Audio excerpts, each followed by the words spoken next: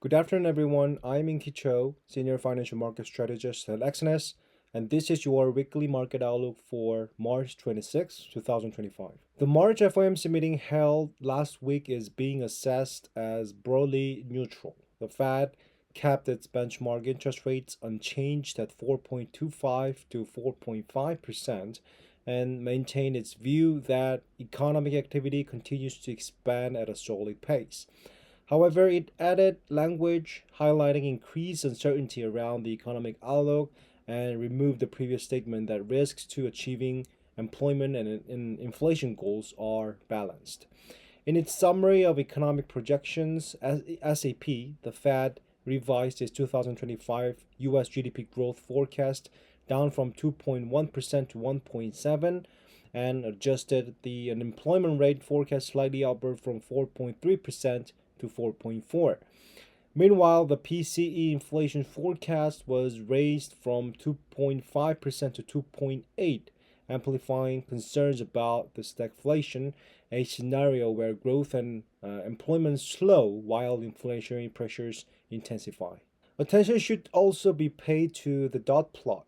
The Fed maintained its median projection for the 2025 policy rate at 3.9%.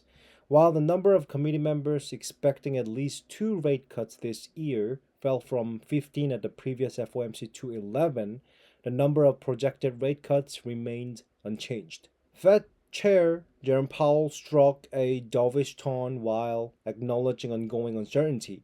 He emphasized that the U.S. economy remains in good shape and that a recession is not anticipated.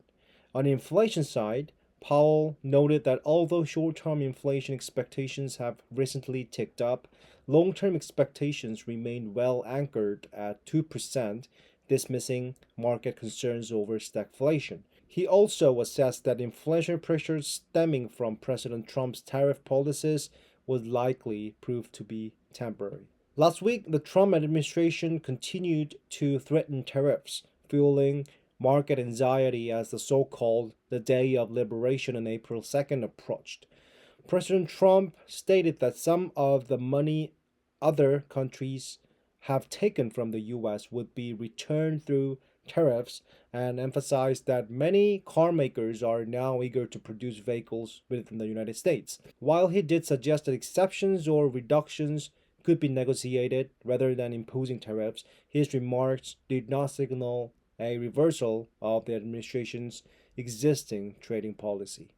U.S. February PMI data presented a mixed picture. The manufacturing PMI fell by nearly 3 points, sliding back into contraction territory and reaching a 3-month low. On the other hand, there was a positive surprise in the services sector, which accounts for 70% of the U.S. economy. The services PMI rebounded to 54.3, marking a 3-month high. According to S&P Global, which conducts the PMI service, the encouraging rebound in March service activity helped drive stronger economic growth toward the end of the first quarter. As mentioned earlier, President Trump has slightly stepped back from his aggressive tariff rhetoric, indicating that he may grant exemption to many countries. This shift appears to stem from concerns that the U.S. economy could be more adversely affected by tariffs than other nations. For instance, under a hypothetical scenario where the US imposes a 10% universal tariff, US GDP growth would be expected to decline by 0.6 percentage points, whereas global growth would contract by only 0.3 percentage points. Some analysts believe that President Trump is still likely to use tariff as a bargaining tool, as he's not keen to see the US placed in such vulnerable position.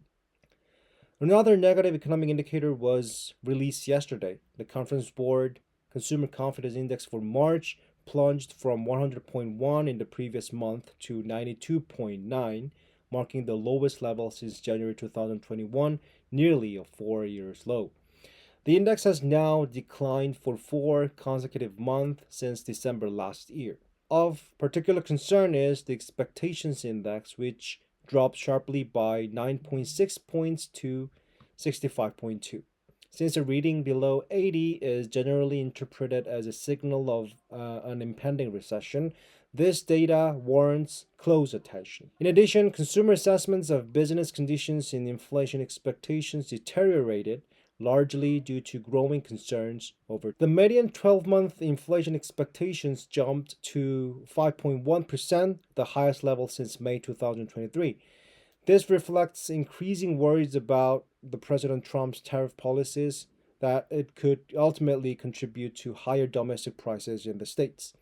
If consumers are unable to absorb the inflationary impact of tariffs, a slowdown in consumption may follow, potentially triggering broader signs of economic downturn. Regional Federal Reserve's data also continue to point toward economic weakness. The Philadelphia Fed's Regional Services Index plummeted from negative 13.1 to negative 32.5, the lowest level since 2020. Notably, new orders and employment both declined sharply. The Richmond Fed's manufacturing index also dropped from 6 in February to negative 4, while its services index plunged to 0.14. Compared to last year, concerns about the US economy have intensified, now amplified further by rising political uncertainty. Carefully review the above data before proceeding with successful trading. This is the end of the market outlook for the 26th of March 2025. I'm Inki Cho, the Senior Financial Market Strategist at Exness.